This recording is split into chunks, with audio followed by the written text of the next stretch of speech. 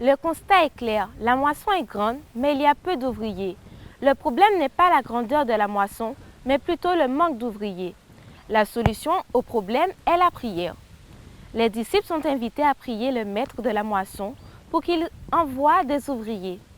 Jésus manifeste un vif intérêt pour la moisson parce que c'est sa moisson. Aucun ouvrier ne peut revendiquer que la moisson lui appartient.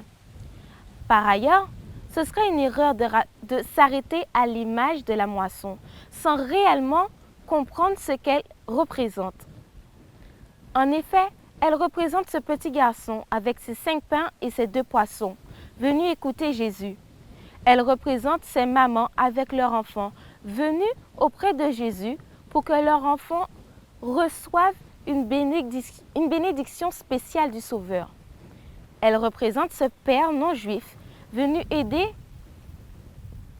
plaider auprès de Jésus la guérison de son serviteur ou de sa fille. Elle représente ce chef religieux venu de nuit vers Jésus pour apprendre du Maître divin.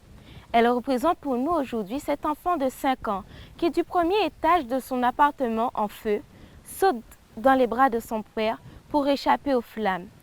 Elle représente ce jeune, accro aux substances nocives pour sa santé et qui cherche à s'en sortir. Elle représente cette famille de 3 enfants dont un des parents a perdu son emploi et qui a du mal à joindre les 2 bouts. Elle représente ces personnes malades qui aspirent à une guérison. Elle représente ce jeune qui a laissé Dieu pour jouir de la vie et qui se rend compte qu'il avait fait un mauvais choix. La liste pourrait être encore plus longue. Mais ce que toi et moi nous devrions retenir de l'appel de Jésus est qu'il voudrait que nous soyons ses ouvriers dans sa moisson. Moi je veux. Qu'en est-il de toi?